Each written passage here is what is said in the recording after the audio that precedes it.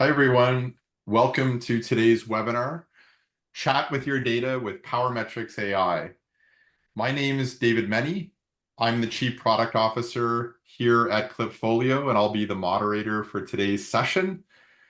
I'd like to pass it over to Ching and Therese for some introductions. Yeah, I can go next. So my name is Ching. I'm the VP of Engineering here at Portfolio. So I manage all the product development activities. Glad to be here to introduce you to our new PowerMetrics AI. Yep. Hi, everyone. My name is Therese Moriarty. I'm the founder and principal of iFull, which is a data analytics consulting company based in New York. We work with businesses of all types to develop their own BI solutions. And personally, my connection to Clipfolio is I've been a certified partner for a few years now, and excited to talk through more about PowerMetrics and its accessible features. Yeah, thanks, Therese. And it's awesome to have you joining us here today on the webinar. Just by way of logistics for everyone on the call, there is a Q&A section in Zoom where you're more than welcome to ask any questions you have as we go. We have people standing by to help answer those questions throughout the webinar as well. And whatever we don't get to, we're happy to dig in at the end as well with an open Q&A session. All right, so let's dive in. And I thought I'd start with just a couple of the goals we have for this webinar. So in addition to showing you a live demo of PowerMetrics AI, which I'm really excited to get to, we also wanted to talk a little bit about why this particular capability is unique and differentiated. What does it mean to really have a conversation with your data? And why are metrics better? How do they provide better context for generative AI and for data analytics in general? So we'll dig into that. We also want to make sure that you understand our solution can be trusted, it's secure, we're not sharing your data in a public large language model or doing anything like that, and why it's very accurate to help you make confident decision making. So really, those are some of the goals we have for this particular session. And I thought one of the best ways to start off might be to have a conversation just with the panelists here.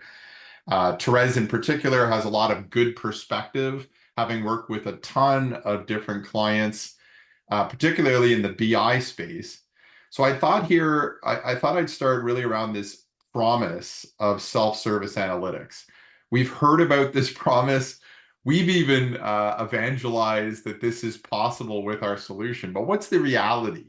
So we know self-service analytics has been promised by a lot of the big BI players. And have they succeeded? And Therese, maybe we can start there. I'd love to get your thoughts around that. Yeah, for sure. So I could definitely comment on this front. So having worked as a BI consultant for well over a decade, at least in my practice, have seen the emergence of self-analytics products or data products, assigned under that label, I think for the last 10 years, give or take. And, I've seen them emerge, alongside the concept of the modern data stack. And one trend I've recognized with these products is that no matter what software developer is behind them, they all are kind of marketed as having the ability of converting any business user into a data analyst. But that's not really the reality I see. I think fundamentally these tools still they're primarily for trained data analysts, just because they ultimately require, at least as far as like end-to-end use is concerned, they require technical skills for querying data, as well as even just having an information and awareness of where to get the right data from. So, I feel ultimately these tools are for trained analysts, and that's not to say they don't work easier for analysts, but still, at least when it comes to business users, while they do engage with these tools, they're usually engaging with the output of these tools, in the form of reports and dashboards. So I think most business users can be self-service when it comes to maybe doing their own analysis in terms of reading results and interpreting data and getting insights and applying their findings. But they're still not self-service when it comes to actually building this analysis. And I think that's where they're still wholly dependent on the data analysts within their organization. So I do think, while these tools definitely come with a lot of benefits and values in terms of boosting productivity and maybe just making analytical work more efficient, there's still a lot of room for improvement and opportunity for them to make data more accessible and democratic at any organization. Yeah, that's awesome perspective. I mean, it's what we're seeing as well, sort of the mission that motivates us in a lot of ways. But so when you look at the organization, we know that the analysts, that the data engineers are really there to support the business users, and that the business users largely aren't going to be self-sufficient without their help. So that makes a lot of sense. But then why do you think metrics might have a potential to close that gap? Like what is it that metrics provides that would be maybe more helpful to get there faster? At least from my sense, I do think that metrics basically give kind of like close the gap in terms of like actually getting the right information in the hands of users. Just because it has the functionality to connect people with data that's actually certified and peer reviewed, so that analysts can obviously set up and, as long as there's a good data governance and program in place, they connect people to the right information. But once that's done, once they've done the work, which is pretty doable for analysts in terms of like formulating the metrics and certifying them and peer reviewing them, then once all those things are in place, they can more easily hand it off to anyone else in the organization. They're pretty much off to the races. And so it basically gives them like a user-friendly medium when it comes to helping them interact with the data, and then also just reformatting them and reformatting the information in a way that's digestible for them. Yeah, that makes a lot of sense. So maybe my final question, and then we can sort of dive in a little bit more, is okay, so if metrics provide, some of that clean data, trusted data, do people actually trust AI though? Like, what is the sort of sentiment around your clients and customers around wanting to try a solution like this? Or what are some of the barriers to them really embracing a solution to help them in the AI context? Right. I think, and this is also something that might transcend, data in particular, but uh, basically, I think there's a lot of potential and promise with AI, but ultimately it always comes down to data quality. So as long as it's being trained on, information that's well organized and, has been vetted by the right people, it could definitely, uh, you know, I guess transmit insights more readily to other users. So that I think a lot of the trust is obviously hinged on the underlying source of information. Because basically no matter how good an AI feature is, while it obviously can lead to different gains in other areas, you can never be good enough to compensate for missing information or flawed data. So that's why I think, when it comes to rolling out these AI features and solutions with other organizations, you kind of have to emphasize that it needs to be, referencing a trusted, source of information and Yeah, valid. that makes sense. It's like the old garbage in, garbage out Yes, argument. exactly. So like that concept in computer programming, like 100% applies to querying data, whether it's a human being that's doing it or an AI model. Yeah, that makes a ton of sense. Well, I really appreciate your input and feedback here based on what you're seeing. What I wanted to do next is kind of ask all of you. So we have a poll we're going to fire up on the Zoom here with a couple of questions, really around, have you ever used AI? How do you feel about it? Do you have any concerns? So I'll give you a few seconds here to fill out the poll, and then we'll share the results.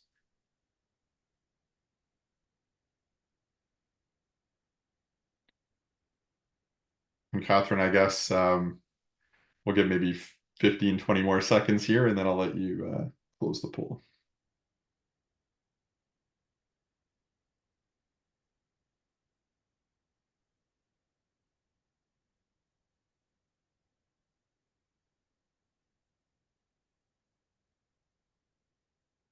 All right, I'm curious who out there has tried some of these AI solutions before and what your experience was. Let's see what the results are.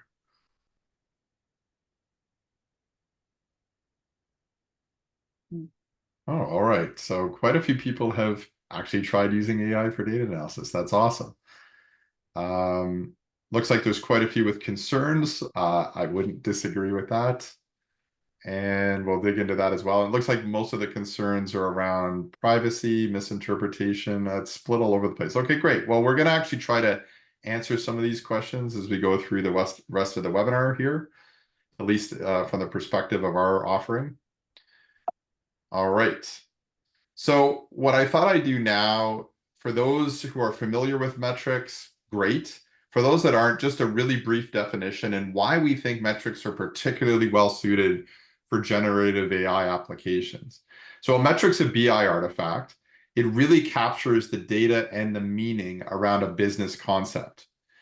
So for example, revenue, logo churn, there's a whole variety of different metrics out there, and we'll show you some examples in the demo in a little bit. But the idea is if you can capture the data, clean the data, model it, and wrap meaning around it in a single object, these are primed for use with AI because they have your business context associated with them. That's a clear, opinionated, and structured definition of your data. It has a description. It has a primary date to be used in time series data, which is critical when you're talking about metrics. In many cases, it has your historical data as part of it. And it also includes dimensions that you can use for segmenting that data. And we'll show you that in the demo as well. And most of all, it's a single source of truth that you can share between the data teams that probably created the metric and the business users and analysts who are consuming a lot of that data or using it in other analyses. So that's why we believe a metric is the prime object for use with AI. So when you look at PowerMetrics, our solution, we're designed specifically for business users, right? We provide a metric catalog and we provide metric-centric analytics on top of that. So despite what data source you have, if it's a cloud service API, if it's a file like a spreadsheet, if you've got your data in a warehouse, or you really have a mature data team that's using a semantic layer, like dbt semantic layer or cube, we can connect to any of those. Your metric experience is the same. On top of that, if you've got analysts using enterprise BI tools like Power BI or Sigma or Tableau, they can interact as well, right? So the whole idea is we want to coexist with those tools while providing an experience that's tailored to business users. And data teams can easily connect to their stack. So now the other thing with this PowerMetrics AI we're talking about today is it's not just consuming the metrics through dashboards and through visual means. We now have an alternative interface for you. Natural language. You can literally have a conversation with your metrics using text, and we'll render the visual for you.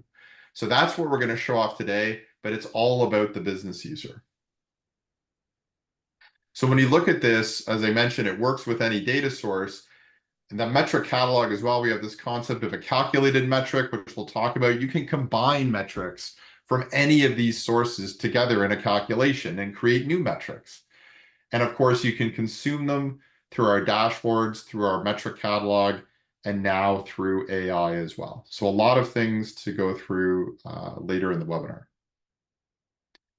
So one more poll before we get started here around your use of metric platforms in general. What have you tried out before? Are you familiar with PowerMetrics? We'd love to understand that as well. Or have you worked with other platforms? And if so, we'd love to know which ones. Clearly, there are other options out there, but just curious what you've had a chance to explore. So we'll give you a couple seconds to fill out the poll again, and then we'll share the results.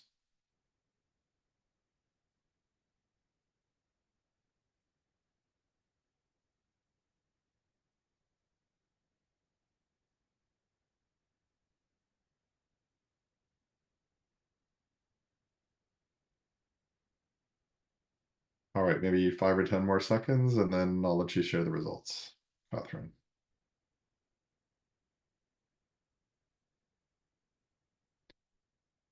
Okay, nice to see that roughly half of you are familiar with PowerMetrics. That's great to hear. Looks like a few of you have checked out other solutions, and we don't have a list of which ones, but that's good. I mean, honestly, you got to do your homework and compare your options out there. So I appreciate you guys sharing those results as well. All right. So now I wanted to turn things over to Ching to dig in a little bit technically on some of the unique value we're providing in the solution and how it works. All right, thanks, David and Therese, for setting up the context for what I'm going to introduce. So at Codefolio, we recently built and shipped a feature called PowerMetrics AI, which is already launched and can check it out. Obviously, it's based on a set of different AI models to create a pipeline to really help user analyze the data with ease. The core part of that model is obviously using OpenAI's latest model, but we'll also use a set of other technology to really help make the experience as smooth as possible. Our philosophy is really to help our customer to analyze the data with AI as a assistant rather than AI doing everything magically and giving you an answer that you're looking for right away. So it's an iterative process. The way we are using it is because metrics not only capture the meaning for the data, the semantics of data, it also encapsulates the business context of the metric and how you're using it, and all the context you should be using it around.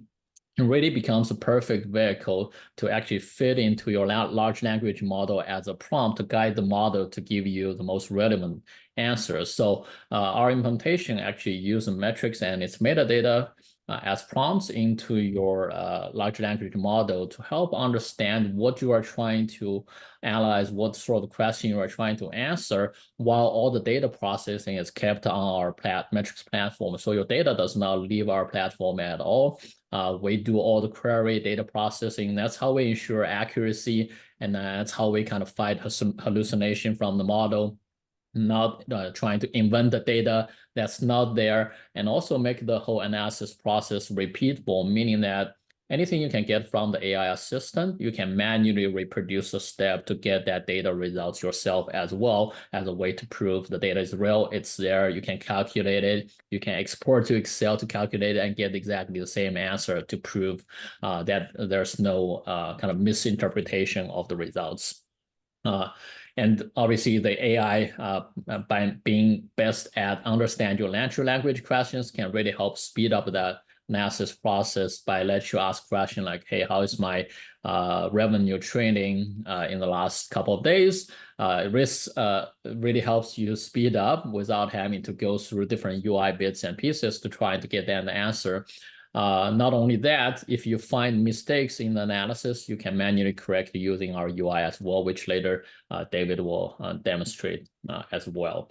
And then if you go to the next slide, there's something that we really want to emphasize on is this is sort of a collaboration between the AI and end users, whether you're analysts, whether you're business users. It's an iterative process. We don't expect the AI to give you perfect answers on the first try or get-go, but it can help you having a conversation, fine-tuning your analysis, dig into your data, and keep answering your questions over time, so you can have a set of it takes an entire journey to find the answers in your data, not a single magic bullet.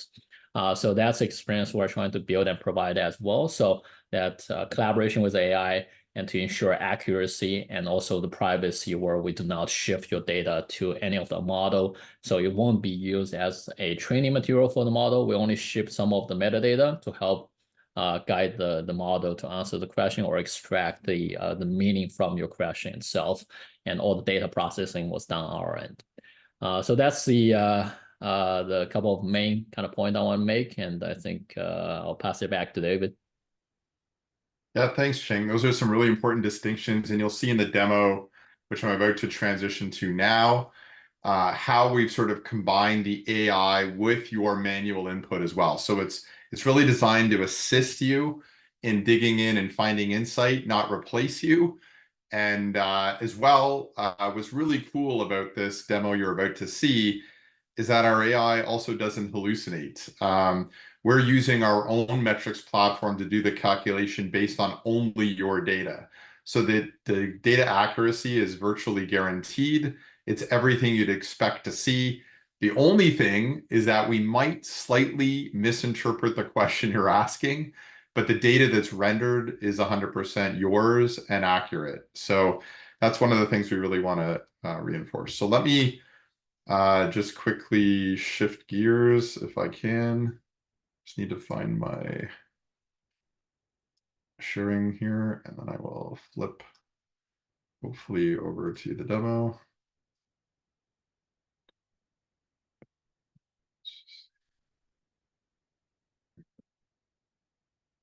All right, so hopefully folks can see my screen okay. So this is PowerMetrics, the product. You can see I've prepared a couple of different metrics in my metric catalog. For those who are familiar with PowerMetrics, this should be nothing new. For those that aren't, we recently announced integrations with Cube. We have dbt semantic layer metrics and various warehouses like BigQuery and Snowflake metrics available here. Things like Shopify, Zendesk. We have a Google GA4 metric in here, HubSpot. So basically any metric that you would want to put in your system is available. So I've just got a sample in here you can take a look at. For PowerMetrics AI, we've integrated it currently with a feature in PowerMetrics called the Explorer. So when you get into the Explorer is designed to be a free-form exploration environment. Basically, no harm. You can add any metrics you want into the Explorer, and you can play around with them. You can create multi-metric visualizations. You can slice and dice by different dimensions. You can change the chart types. And when you're happy, you can add those things onto dashboards and share them with others. But today I'm going to focus on our alternative interface now, which is our AI assistant. When you first come into Explorer, you can see as well that we allow you to click on a custom-built example for your metric library. So if you're not even sure how to get started, you can simply click that example, which will be unique to your particular catalog, and will render a result. But in this case, what I'm going to do is I'm going to start off and I'm going to just ask a basic question. What were my sales? So this is not really a well-qualified question, but let's see what the AI comes up with. So it's going out, it's looking at the metric catalog. Oh, and it found a metric called sales. Well, that sounds pretty relevant. It showed me what the data looks like. So what if I say, versus last month? So now I want to know how my sales, which seems to be this month compared to last month. Oh, okay. My sales are up 6.5% over last month. Well, that's interesting. So what if I ask it a question like, which product had the highest sales? So now the AI is actually looking at available dimensions for this metric. What you also notice is, hopefully, when it renders the results here in a second, it changed the visualization type. And it changed the visualization type to a table. So I could easily see, and by the way, it sorted it from highest to lowest. So my number one product name is this product called Pour Richer or Pour Over. By the way, I think these are all restaurant names and stuff like that. So maybe these are a little foreign, but again, it's trying to get me to the right data as quick as I can, as quick as I can see. So now if I say something like, how do sales compare to leads over the last 30 days? Oops, gotta type properly. Let's see what it does with this, because that data is not available in one metric. Oh, okay, so it created a multi-metric.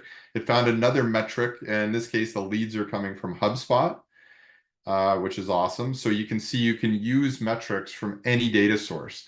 In this case, we have a dbt semantic layer metric, which I believe is powered by BigQuery at the back end. And we have a HubSpot metric coming directly from the HubSpot API. And we can plot these two in real time together. So again, creating multi-metrics, its understanding and its deep understanding of the library is particularly interesting. If I just go back and I say like, show me, oh, so one thing I'll show you as well, the history of all of your interactions are stored inside the Explorer as well. So if all you want to do is go back in time and look at, let's say, what were my sales? That was the first question I asked, or versus last month, right? I can quickly index to any question in my history. So I could also say something like, how is it looking for the next 10 days? Let's see what it comes back with on this.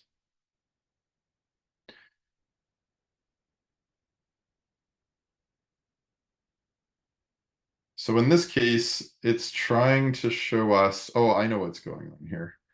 I need to go back to the current month because it can't show something. There we go. So I should have probably asked it for in the next 10 days, given the current month. But what it's done is it's actually showing you a future forecast. So we actually have advanced analytics built into PowerMetrics. In this case, it's showing you what is likely to be your trend on sales over the next 10 days, exactly what I asked.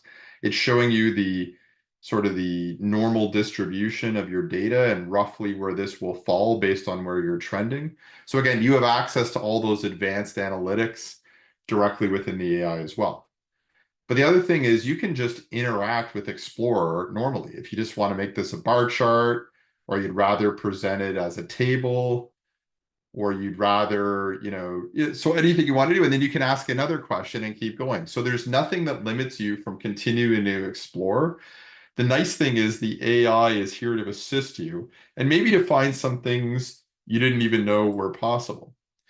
The other thing I'll show you real quick here is if you want to specify a specific or reference of a specific metric, if I go back into my metric catalog and I do a search on sales, I know it found a sales metric here that was DBT, but look, I have a bunch of Shopify sales metrics as well. So how did it know it needed to select the DBT metric? Well, if I go back to the Explorer and I say, what were my, and I use the $sign, I can reference a specific metric that I'm looking for. And as I type, right, it'll filter out metrics that just hit my search here. So if I really wanted to look at the total sales on Shopify over the last 30 days, instead of the DBT metric referencing sales, I can do that as well. So you basically have control to get really precise, or let's just interrogate the catalog and find things that are relevant. Now, the last thing I'll show you here is our new account-wide search feature. The reason I'm bringing this up is this search also taps into natural language query, which is also used by the AI. So now if you want to just simply find all available dashboards or available metrics that match your query, you can do that. And if you're happy and want to dig into something, you can just click on it and it drives you directly to that metric. So awesome capabilities in the account-wide search, which is really like Spotlight on the Mac, if you're familiar with that. Awesome capabilities in the Explorer. And at any time, you can also download your complete history log so you can remember the questions asked. You can also reset that or completely reset the Explorer back to the beginning. And again, there are tips in here as well. If you need any help, you can click the button, get some help around that, or use the example, which again is tailored to your specific metric library. It'll drive an example for you right there. So that's really what I wanted to show you. And I guess I will move back to the slides. Again, if there's any questions, please add them to the Q&A panel, and we're happy to take them up at the end as well. All right, so we've talked a lot about why metrics provide better context. We've shown you the live demo and how easy it is for business users to really learn and interact with their metrics and get new insight. But I'm sure this is a burning question for most of our audience. So again, I want to open it up both to Ching and Therese here, based on the solution we built, but also what you're seeing out there. Can we give any more confidence to our audience around data security and what is shared, if anything, with this AI for training purposes? Maybe Ching, I'll pass this one over to you. Yeah, so in general, as I mentioned before, we only send a minimum amount of metadata as prompts to the AI model. So we're not using your data or any part of the data for training purposes. And your actual data, sort of your numeric values, your members and categories, those data never leaves our environment. So it never goes to things like OpenAI or somewhere else. We handle the data processing and analysis on our side. The only thing we're shifting over is obviously the question we're typing in. That will be sent to the model for interpretation of what you are trying to ask. Are you trying to ask for a metric? Are you trying to ask for certain dimensions? Are you trying to analyze a trend versus forecast? Those are done through the model, but the rest of data were kept safely within our boundaries of our app. Great, that makes a lot of sense. Now, I talked a little bit about AI hallucination, but maybe you could quickly define what we mean by that, and how our solution's a little different with respect to that as well. Yeah, so AI hallucination really happens when the AI model is trying to interpret or trying to match the question you're trying to ask by inventing data or inventing things that you are now there, sort of a self-fulfilling prophecy kind of mechanism where the AI model sometimes tries very hard in order to satisfy your question, your answer, or your intents you are trying to make by sometimes manufacturing things that's not quite there in the data. Whereas in our case, we're not trying to use the AI model to do direct analysis or creating analysis on top of data. All of those were handled on our end for the data processing with validated and proven sort of algorithms and techniques and queries. And we are using the language model for what it's best at, trying to understand the language, trying to interpret the question you are trying to ask. We extract the identified concepts from your question and then translate that to our queries. So any of the visualization or analysis we generate has real data to back it up, and obviously you can manually reproduce those yourself as well. So that gives you another ways to validate what we have, kind of showing you is correct. Yeah, and Therese, maybe I'll open it up to you as well. Like, I know misinterpreting questions is one thing and inaccurate data is another, and we're obviously trying to avoid the latter at all costs. But what are you seeing out there in terms of other uses of AI with analytics? Yeah, I mean, as far as I can tell, I think features such as this one have great potential to basically promote engagement or engaged users when it comes to data at different organizations, just because of these question and answer types of interactions. They come very naturally to a lot of people. So from what I see, not every business user, while they might depend on data to make decisions, or they should be using data to make their decisions and inform their strategies and so forth, they're not always comfortable interacting with a dashboard or just trying to feed information into it to kind of get the information they ultimately need. So I think these types of just by fostering this type of communication in plain English, that's very accessible to a lot of people. And I think then as it engages more people, it probably prompts more questions. So if they ever, want to dig into results more or just kind of validate what they're seeing, they could also ask, it could also help with asking more narrow questions to their data team to kind of sanity check what their findings are. Yeah, that's actually a really good suggestion too. I mean, sometimes, sort of prototyping what you're looking for and sort of showing the data team what you need them to help put some additional rigor around and maybe help you pull the right data for, that can go a long way as well. So that's a really interesting way to interact between the teams too. Yeah. Thanks. And just another point, I think one more assurance with these types of interactions is that it has a way of giving like any user full but curated access to the information they need. So while they can, basically ask these questions, they're ultimately just reading and analyzing and interpreting the underlying data. they don't ever have the ability to basically change the information. So, while they can basically ask for filtered results, for instance, they can never ask, or they can never give a command or prompt that would actually delete records, for instance. So, that basically gives people, a high level of access, but also with a lot of guardrails. Yeah, no, that makes a ton of sense. Awesome. Thanks for sharing that. All right. So really that's what we wanted to present today. Just to recap, metrics, really the best object for use with generative AI. It's the only thing out there that'll provide a really rich business context based on your data that you've helped define in the system in the first place. And as shown in the demo today, you can get a long way through interpreting and gaining insights from your metric catalog with this new interface. PowerMetrics, obviously, you can connect to any data source. It's a solution designed specifically for business users while adding value for analysts and data teams as well, and allowing them to connect to the data sources they use every day. The other thing is contextually accurate results are important. We don't share any private data with the AI. We don't upload any of your data outside of our PowerMetrics instance at all. So yeah, hopefully you guys can gain some trust around what we've built, and we're certainly open to your feedback and what you learn as you play around.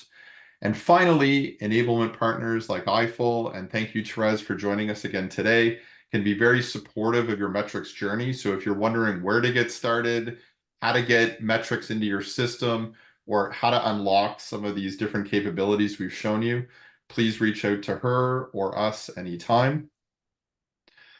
And by way of resources, I wanted to share a few things with you as well. I published a blog post the other day that really describes a lot of what we've gone through in this webinar, but sort of our approach that's more unique and differentiated out there in terms of our approach with AI. Again, metrics and trust are synonymous, but how do we actually gain that trust of our users? There's a great article that our senior architect, Graham, wrote, so I highly suggest you take a look at that. And of course, if you're interested in joining our partner program, you're interested in learning more about metrics in Metric HQ, or even just subscribing to our Metric Stack newsletter, the links are there for you as well. So we'll open it up now to Q&A. Of course, if you need to get a hold of us, our email addresses are here as well, or please contact our support team or standing by anytime if you have questions. And maybe I'll just pause there and we can go through any of the questions that were asked. All right, this is great. Thank you, David. Thank you, Therese. Thank you, Ching. There are a few questions that did actually come in, and some cool ones too. Let me just get to a few of them. Some of them have already been answered in the Q&A, but I figured these were questions that were actually valuable to everybody, so I'm going to repeat them as well. So one question was, does the AI support the full suite of visualizations in PowerMetrics? So can you ask the AI to switch to any number of different chart types, or will it interpret any number of different chart types, or are there limitations? So I'll open that up to David and Ching maybe to dive into that. Yeah, I can jump in. So you can instruct the AI to switch to different visualization types. We do have that capability. Although based on your question, we usually interpret it and provide the best suitable visualization. For example, if you want to look at things over the last 30 days, a line chart showing you how things are trending, potentially with a normal range, is probably the most suitable. Obviously, if you want to just look at, hey, what's this month's MRR or revenue, single value answers your question directly. So as you can see, like different question, like when David showed, different question may trigger a table with sorting to show you what's the top performing categories. Based on a question, we'll provide the best suitable visualization, but you can also ask the AI to say, hey, switch this to a heat map. We'll try our best to map the data over, but it may potentially not be the best suitable visualizations.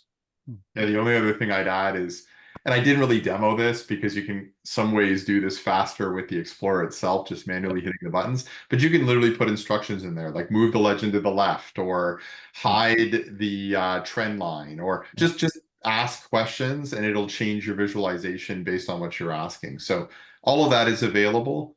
But as Ching said, we try to present our best foot forward and give you the right visual. Yeah. But if you want to change it, yeah, you're free to do so. Yeah, and it's also free to use the AI and the UI elements interchangeably. So you can do certain things using the UI and then carry on the rest of the task with the chatbot. We maintain certain amount of history.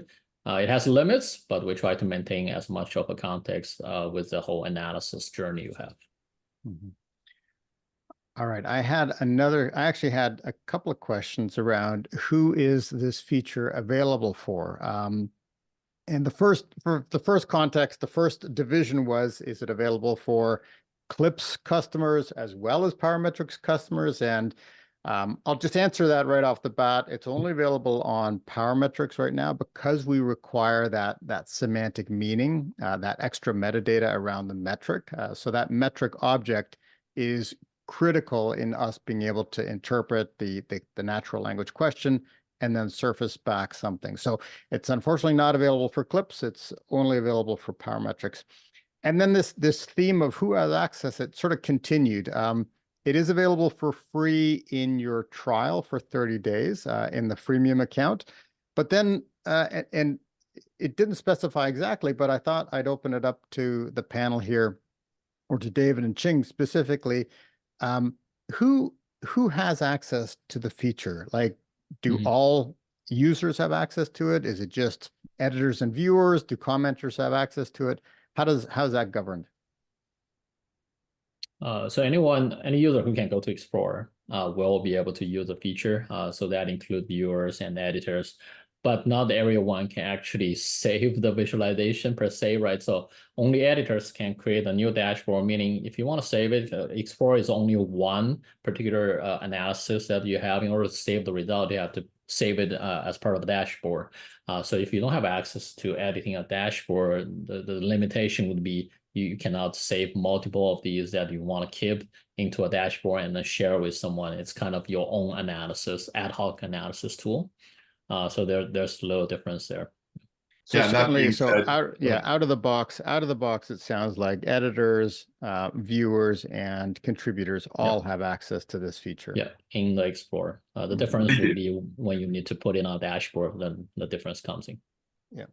Yeah, we definitely want to make sure that viewers in particular still have access to a feature like this, because while they might not be able to necessarily create dashboards, it's still a great way of interacting with the catalog, right? And that's really what it's there for. So.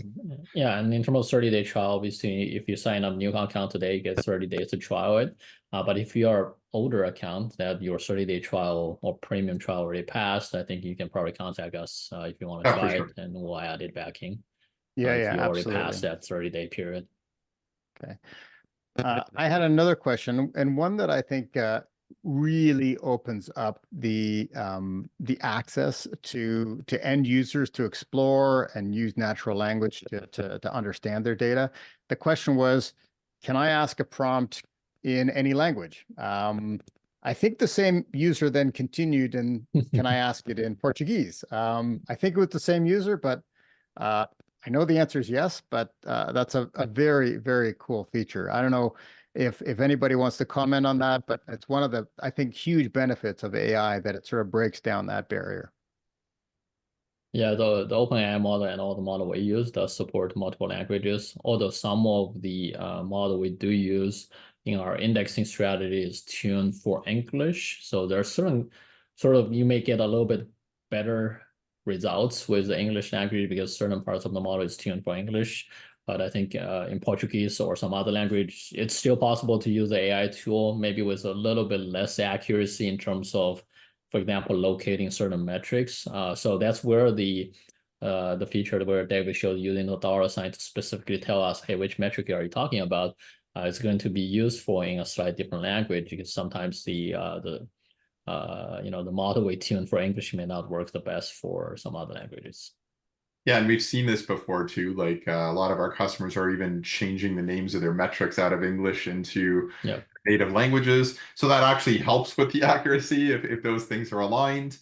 As well, you can change the currency to any currency that's relevant to your region. So there's lots of flexibility, but yeah, as Ching said, it'll work, but probably just slightly more contextually accurate in English currently. But we're going to work to tune that. So if you're finding you're using another language like Portuguese and we can do better, just let us know. And in fact, you can even indicate if it's working for you with the feedback icons inside inside the AI feature itself.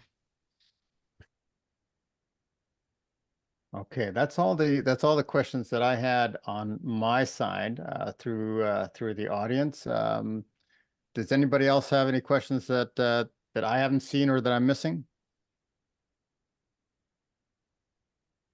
Okay, I think that might be it. I think we've covered a lot of ground here. So back over to you, David. Yeah, well, I just wanted to thank our audience for joining us today, and hopefully you learned something from this. And by all means, we're really interested in your feedback. So check out the feature, let us know how it's working for you, and where we can improve. And also an extra special thank you to both Therese for joining us and Xing as well to provide that added background. And look for more announcements for us in the future. And thank you all for joining today. Bye, everyone. Thank you.